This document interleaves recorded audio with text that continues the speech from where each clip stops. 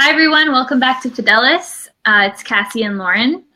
We hope you guys are all doing well. Sorry that we missed last week. I was just a little overwhelmed with life, and Cassie was very understanding. So we are back this week.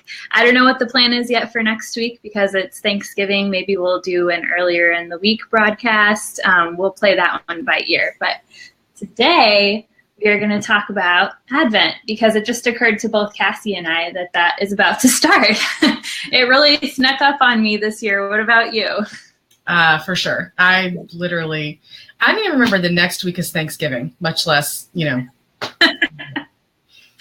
Yeah, my son has like a school Thanksgiving event tomorrow, and I was like, why are they doing a Thanksgiving thing this week? And then I was like, oh my gosh, it's next week. I cannot even. Yeah, we had Thanksgiving feasts at all of my kids' schools, which I'm not going to any of them. Yeah, I'm only going to one. I totally thought Thanksgiving was like the week after next. I'm not prepared. I'm not prepared for the holidays at all. Yeah, we don't have Thanksgiving plans. Like, I think we're going to have some sort of Thanksgiving-ish dinner somewhere with someone. Like, there's no plan in the books. But that's just how we roll when you have a bunch of kids and life is crazy. But holiday stress, Thanksgiving, Christmas is coming up. That whole like season that tends to be more frantic than enjoyable is about to start. And so we thought it would be good to just like kind of talk it out and prepare ourselves for what's about to happen liturgically so that we don't, we can just sort of do preventative medicine and not get caught up in the whole stress of the season. I mean, it sounds cliche, but the consumerism tends to take over during the holidays. I know for me, every year I'm like, I'm not going to buy into it this year. Like, I'm going to be more focused on God, and I'm going to do like coloring pages with my kids. And then it's almost like it comes at me and I just find myself playing defense. You know what I mean? And it's like whatever good intentions I had, it's really hard to implement them once you're playing defense. So like, I don't want that I want to try my best to prevent that from happening this year and go into it a little bit further ahead of time and feel like I know what things I'm going to say no to and be more committed to that and stuff. And it's so hard as a parent it's not even about, for me at least, saying no to my kids, because it's not that mine are too young to be asking for things, but so it's completely on me. It totally is a problem, because I want to give them everything, which is not good. That is not good for parents to do. But I fall into this trap where I just want to give them everything, and I want to see them, happy and excited, and it's so hard to remember that they don't need to have a huge pile of presents, Christmas morning. And that's totally the message that I think that's the hardest part about this season, is that like everything around us is telling us that is what your kids deserve. And that's how to be a good parent, is by making sure that you go to all the parties and host all the events and like buy all the presents and say yes to everything. And it feels pretty countercultural when you're trying to be like reframing the way that you're viewing the holidays so that your priorities are a little bit different than the pop culture, So let's see. First of all, the first Sunday of Advent, I just looked it up. It's November 27th. So I guess that's the Sunday, not this Sunday, but next. After Thanksgiving.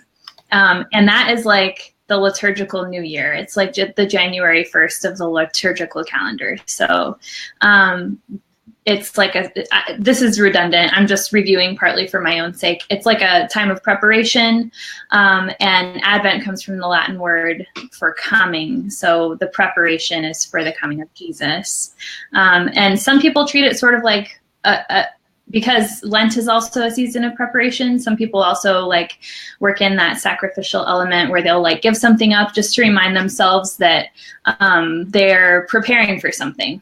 And I think it's like a good way to keep it. If you like give up something, that you typically enjoy, like chocolate or whatever it is, like it's just a way to remember every day that you are preparing for something. And that's a way to keep the mindset on Advent. I think that's something I'm going to try this year. I wanted to point out a couple of paragraphs in the Catechism that people might want to read that are kind of related to Advent. So paragraphs 522 through 534, they are under the Catechism's section on the profession of faith. The first part of the creed is about the fact that we believe in God and that he was conceived by the power of the Holy Spirit and born of the Virgin Mary. So it's in that section where the Catechism kind of goes into like the mysteries of Jesus's early life, his birth. And there's like paragraph 524 is the only one I'll read, and that's on Advent. So that paragraph, which is in the context of this section that I'm recommending, 522 to 534. But paragraph 524 says, when the Church celebrates the liturgy of Advent each year, she makes present this ancient expectancy of the Messiah. For by sharing in the long preparation for the Savior's coming, the faithful renew the ardent desire for his second coming. By celebrating the precursor's birth and martyrdom, the Church unites herself to his desire. He must increase, but I must decrease. Oh. Yeah. Nice, right? Yeah, that is nice. Yeah. So that section, 522 to 534, just sort of goes into Advent and like preparation for Jesus's birth and like what the meaning of that was. So if you want some supplemental reading to get started, that's one good thing. Another thing I wanted to mention was the USCCB has, which I'll post the link to both of these things on the video after, but the United States Conference of Catholic Bishops has the liturgical calendar every year, kind of like they explain the sections and then they also give what the actual dates for that for like 2017 and 2018 are. So funny enough, I think Easter is going to fall on April Fool's Day next year. And this year, the first Sunday of Advent, wait, is it December 3rd or is it, hold on, let me double check. Okay, yeah, it's November 27th last year and December 3rd this year. So my bad. It's in like 2 weeks. We have a little more time than I thought. Yeah, so those are two resources that I'll post that are just helpful. But do you have any plans for like how you're going to do Advent with your kids? Oh my gosh, no. I mean, we've talked about this in previous videos. So I didn't really have the Catholic culture at home growing up. Because, my mom was a convert also. So that's probably like 99% of the reason is that she didn't know a lot of the traditions and stuff. Yeah.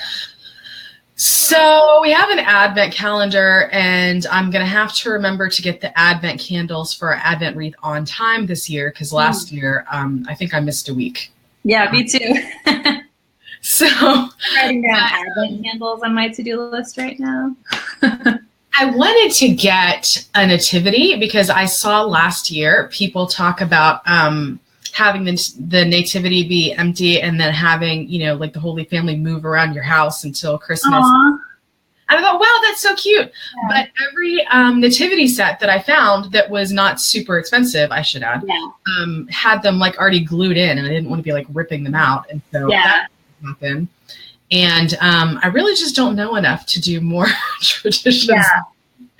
So, well, the Advent wreath is hard enough to keep up with, I feel like, when you have kids. Yeah. I ended up scrambling and like ordering it from Amazon at the last minute last year, which is probably what's going to happen again this year, realistically speaking. I remember when I was little, my mom was like super crafty, and we had like a nativity scene where we would. The baby Jesus wouldn't come until Christmas Day. So we would have like the scene set up, but the manger would be empty. And then she would have like this bowl of straw.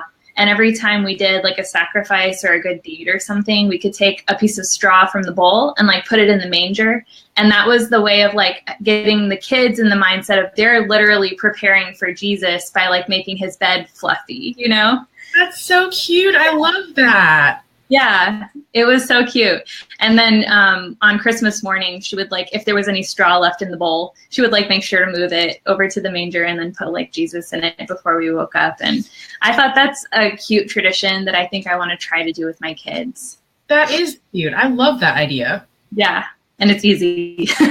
You could even like, if you didn't have a whole nativity scene, like you could even just have the manger, you know what I mean? Like you don't, and just a baby, you know, once it's time for Christmas morning. So it's something you don't have to spend a lot of money on. You can just put it together with sticks or something and put the straw in it. But that was a cute, she also did like the Jesse tree a lot. I keep like wanting to do a Jesse tree with my kids, but you have to create the ornaments like individually, and I just have never had the commitment. Like maybe when they're a little older, I can sit down and like actually make all these ornaments, but I haven't gotten there yet. But that's like a great thing to do with kids too. Yeah, actually the Jesse trees, and it's like, you know what, putting up a regular tree and the Advent calendar and the Advent wreath, that's work enough. Yeah, I totally agree. It's funny though, because, you know, I sit there and we've talked about it before, and I'm always saying like, oh, I want to have more, you know, Catholic cultural activities in our house and blah, blah, blah. And then it's like, here's a perfect example. Hey, do a Jesse tree. I'm like, no, that's too much work. Yeah. Yeah. I feel like we end up lighting it like during dinner, just so it's like lit whenever we remember. But then we don't like follow a book, you know, necessarily and do something every night related to it. So got to get a little bit more on the ball. But I mean, with kids, I think any little thing that we try to do is going to help them to prepare for Christmas. So we have to try not to beat ourselves up too much. Yeah. And I mean, everything kind of falls on our shoulders to do it too. Mm-hmm. You know, that's why moms are so stressed out. And it's funny, I haven't seen the movie, but I remember seeing the previews for A Bad Mom's Christmas. And it stood out because there was a line that because I guess the premise in this one is that, you know, you have the three main characters, Mila Kunis and Kristen Bell, and their moms come for the holiday. Okay. And one of the older moms tells, I think, Mila Kunis, you know, well, honey, moms don't end joy, they create joy. And I'm sitting there going, that's sadly very true. Yes. Yeah. So, and it is. It's sad because I think a lot of what we think we need to do to create joy is like coming from ourselves. Mm-hmm. It's not like, I don't think our kids care if like there's holiday candles all over the house, or like the house is perfectly clean on Christmas morning, or I don't know, all these expectations that I have for myself when it comes time to get ready for Christmas. I think it would be a lot easier for me as a mom if I like asked my kids, you know, hey, what do you want to do to get ready for Christmas? Because they'd probably be like, oh, we want to like cut out construction paper, you know? Like, I think I put too much on myself when it comes time for that. Yeah. Yeah. And that's definitely true. I mean, it's the same thing with the gifts. You know, my kids aren't coming to me asking, you know, oh, well, we need to do this, this, and this, you know, to celebrate the holidays. It's totally something I'm doing to myself. Mm-hmm. For sure. It's the same thing with the gift. Did you say something? Oh, okay. He just like went nuts on me for a second. Sorry. That's okay. That happens to me all the time. On holiday stress, like I know, like as always, you and I asked our friends what they thought about this topic, and holiday stress was like a big theme for people, and not just stress, but actual depression during the holidays. Like we're obviously not therapists or anything, but I think sometimes it's that stress that ends up leading to like these terrible feelings in the first place. So one thing I was thinking about when we were getting ready for this is it just kind of occurred to me that the season of Advent was extremely stressful for the Holy Family too. And so I know every year when I'm stressed and I realize like I've fallen into the consumerism and all the expectations like in society about preparing for the holidays, I think like, oh, you know, I have like lost touch with the meaning of Christmas, and like I need to find God in this again, and like I'm just a failure. And it occurred to me like recently that if you're feeling that stress and anxiety and like just negative emotions, you're actually experiencing Advent in the way that the Holy Family did. So they obviously had anxiety about different things, but I just feel like we can unite that, those feelings that we have with them. And kind of like, I feel like the stress might be inevitable when we have kids and when we're young moms, and actually regardless of who you are, the holidays are just probably stressful for everybody.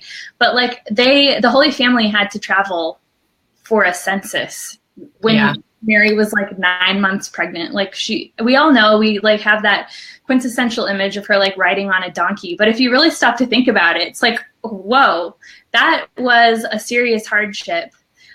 They were experiencing poverty. They had no place to stay. And then the child is born and someone tries to like kill him. So they have to run again.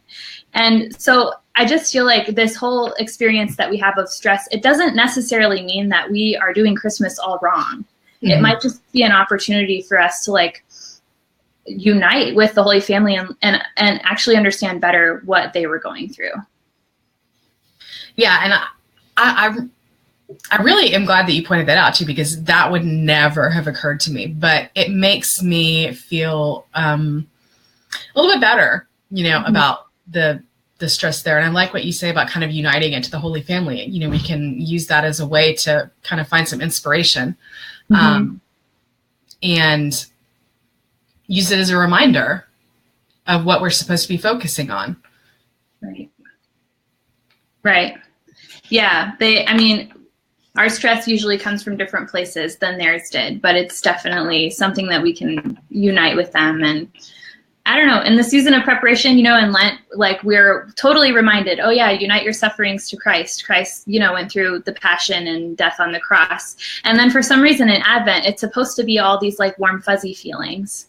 And you're supposed to be joy. And also it's such a societal expectation, like, oh, you're supposed to have this like cozy home and go to these parties and enjoy your family and enjoy your friends, and like nothing is supposed to be able to get to you during the season. But in reality, like I'm not really sure that's the message that the church is trying to send to us. There's, just like we always say with saints, like the church gives us the saints as someone to relate to and like emulate, because we can relate to them and still become holy despite whatever we're going through.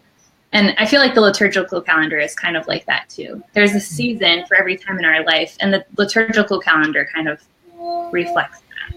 Mm-hmm. Yeah, for sure. And it's kind of interesting because, again, like what you pointed out with the Holy Family, there's all of this emphasis on the joy of the season. And of course there should be. Mm-hmm. But as you pointed out yourself, the Holy Family wasn't just basked in joy when they had Jesus. They had all of these stresses and all of these hardships that they had to endure as well. Yeah. So,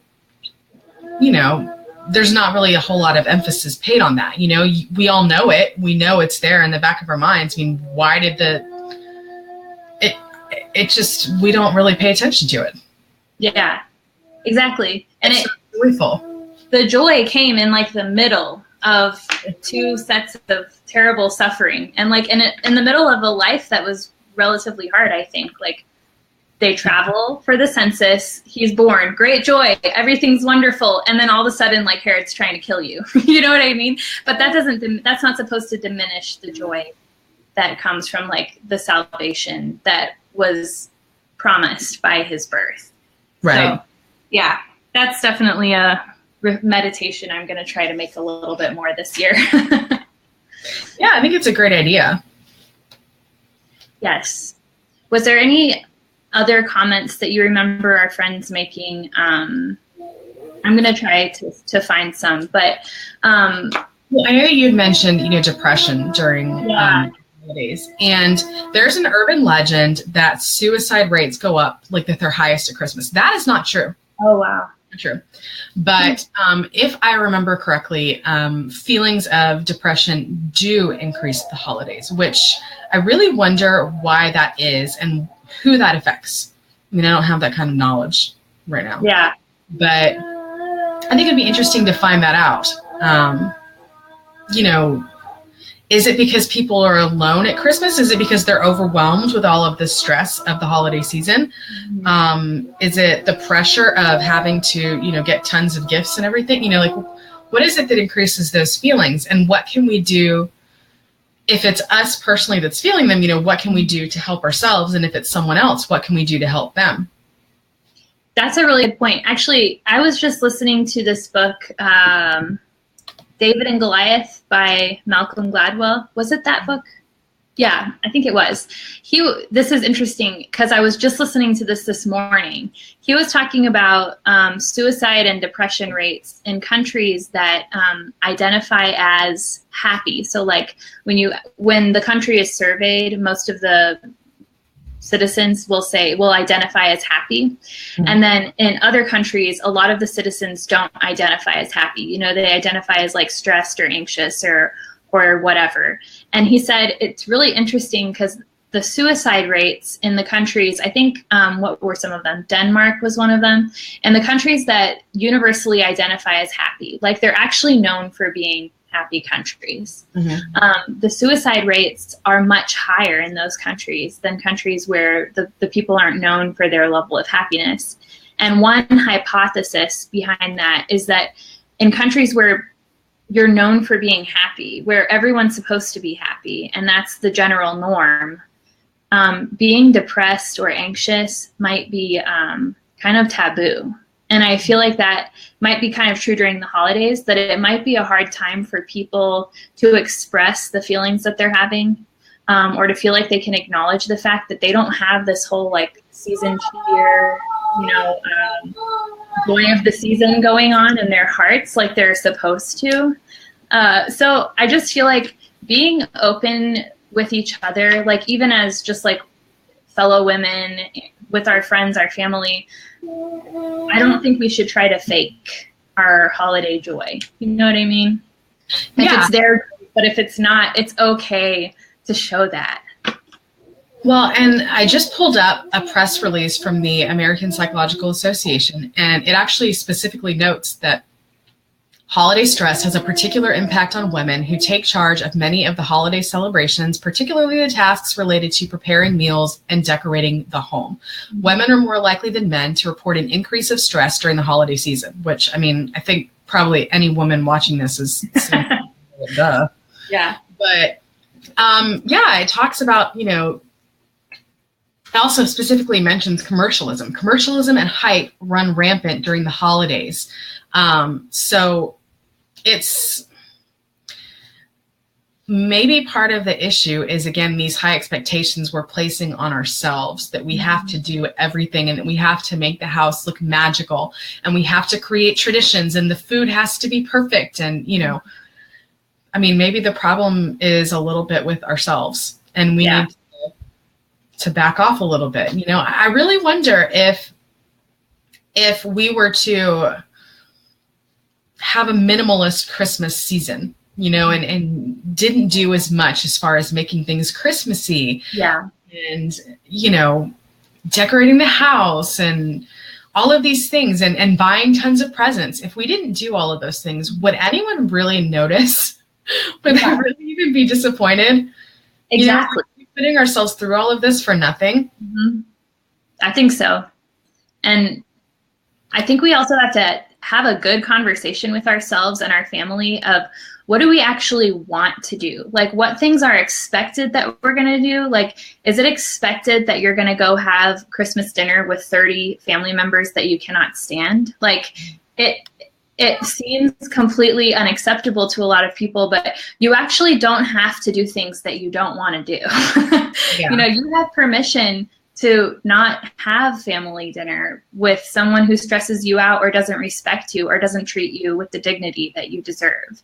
Like, you can have family dinner by yourself with your own, immediate family, or you can go on a cruise, or you can find a way to celebrate that you actually look forward to. And I think just in my personal experience, I know a lot of the holiday stress for me comes from the fact that I think it would be a lot easier to do all of the hard work and preparation related to Christmas if I were really looking forward to it. And I do really look forward to my kids like reactions and experiencing things for the first time. But Yeah. I don't necessarily look forward to any specific like party or event that we're going to have. And a lot of it feels obligatory. And I think it's important to create something. Maybe it's a pre-Christmas date night with your husband, or like some kind of outing, or some type of Netflix and chill night. Like, create something, seriously, like for the introverts like me, that sounds magnificent, but create something where you actually are like, oh, I can't wait for that day to roll around, you know? Apparently Netflix and chill is a euphemism for getting it on. Are you serious? I have never heard that. I've heard it used by a lot of moms. Help you get in the holiday spirit too. You know, you're married, Hey. go for it. If you look forward to that, then put it on the to-do list, and no one will know, no one will be the wiser. No. But really, like, I really want to have something that I look forward to and not feel guilty about it, if that makes sense. Oh yeah. I mean, when my husband was in the Marine Corps, I mentioned that. And so we lived, away from our families. And the first year or two, I think it was a couple of years, we did this, and we would travel back to Florida to see our families. And it was the worst thing ever. I cannot even tell you. Having to go back and forth between seeing everyone, and of course it has to be the day of, like you have to spend Thanksgiving with your families on Thanksgiving. So it's like on Thanksgiving Day in the morning, we're rushing to go see one family, and then we have to leave to rush to go see another. And then the same thing on Christmas and Easter. So after we did that a bit, and it was just stressful and horrible, and I couldn't really enjoy the holidays at all, I put down a ban on that. And even though we live in Florida, that still stands. So next week for Thanksgiving, we will not be going to my parents' house or his parents' house. We will be staying home, and I will be making Thanksgiving dinner for our family. Anyone who wants to come to our home is welcome.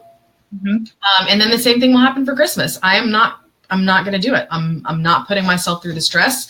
I'm not going to run around to a million places that I don't want to go. Nope, not going to do it. I did for a few years, and it was bad enough. And now I've got 5 kids, so it'd be even worse. Yeah. So, nope, we are staying put. And the thing that I like about that too, though, for me personally, is it means that we can make our own traditions as a family, instead of, kind of living everyone else's. Right. So, it's kind of nice. We're kind of getting to move along to the things that we like to do, instead. And there's some, events that we still will go to. Like every year, I try to make sure we go to Nights of Lights. And for those who aren't familiar, that's in St. Augustine, which is the oldest city in the United States. So, and it was rated one of the top 10 Christmas light displays in the world by National Geographic. And basically, it's the whole historic district of St. Augustine is lit up in like millions of Christmas lights, literally millions, like all white, and the trees, the buildings, just everywhere. And it's beautiful, and it doesn't cost anything. And, if you want to, you can go and you can pay, and you can ride a trolley, and they play Christmas music, and you get cookies and apple cider, and it's fun. Yeah. So things I look forward to doing, but I don't feel an obligation to do them either. Like if we don't go one year, it's not like it's the end of the world. Yeah. So I think it's good to try to stop and think about, okay, well, what's something that you want to do, or that your kids would want to do? What's something that you guys would enjoy as a family? Right. And if you feel like it's an obligation, even if it is something, like some people might think of something like Nights of Lights and go, oh my gosh, that'd be such a hassle. Then don't do it. Don't put yourself through the stress. Whatever it is that would stress you out over the holidays, or that you feel like is more of a hassle than an enjoyment, then don't do it. Right. I went too many years of my life like not appreciating that I didn't have to do things I didn't want to do. And it actually took me, I had to read that book that's kind of like famous now, Boundaries by Townsend and Cloud, to understand like, oh, I don't want to do this, and I don't have some kind of like familial obligation, to go and be here and do this with these people just because they invited me. Like being invited to something is not an obligation. It's something where you get to say yes or no.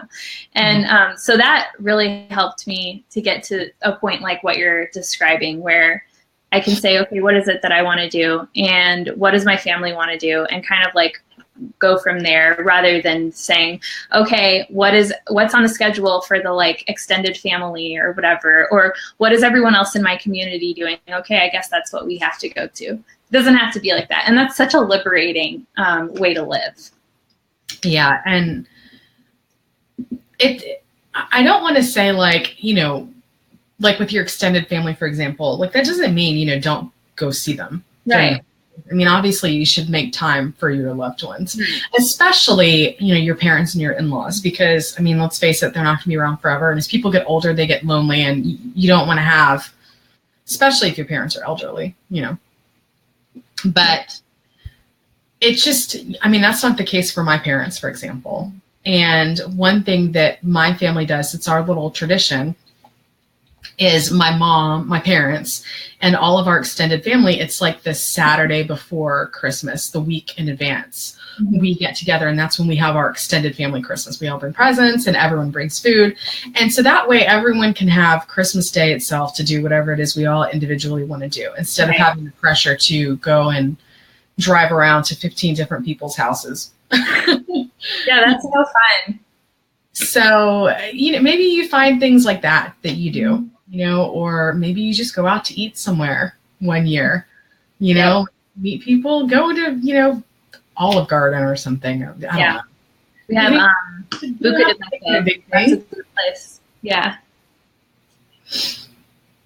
Good. And it just, I feel like I keep like repeating myself. We put so much pressure on ourselves. Like just, I mean, I feel like I might, you know, like experiment with this a little bit this year, you know, like just lighten up on the pressure that we put on ourselves and just back off a little bit. And maybe, you know, I'll see how that goes and I can report back in January. Yeah, I would love that. And I think one of the approaches that I'm going to try to adopt this year is letting my kids guide more of what the expectations and desires are. Not that I'm going to give them everything they want, but they're little. They don't really ask for huge things that I can't do. Like my son really wants to get like an inflatable yard decoration. And like that would make his whole Christmas if we like got an inflatable yard decoration. So I'm giving myself permission to not feel like I need to do lights all over the house, or, you know, things that seem like, you know, just obligatory Christmas things when you have kids. I'm going to get an inflatable yard decoration, blow it up, and like let him love it all Christmas season. And that will be like one thing out of the way. That will be easier because it's what the kids want to do. And then they're happy anyway. So I'm going to try that a little bit more. Yeah. You know, if they want to cut out Christmas ornaments with construction paper and decorate the tree with them, then they can do that. Yeah, and it's funny you mentioned that too, because it's like, again, this is on me. My kids, I'm pretty sure like every year have wanted to decorate the Christmas tree. I'm like, no. Do it because I want it to look nice. Right. Yeah.